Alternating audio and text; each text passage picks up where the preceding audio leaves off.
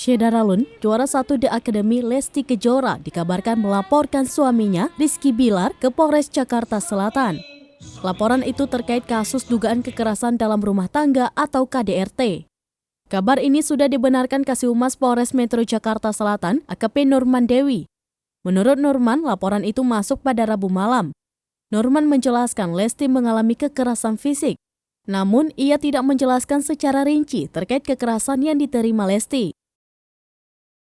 Nurman mengatakan setelah Lesti Kejora membuat laporan KDRT, penyanyi tersebut menjalani visum. Mengenai pemeriksaan terhadap Lesti Kejora maupun Rizky Bilar, penyidik akan menjadwalkan secepatnya.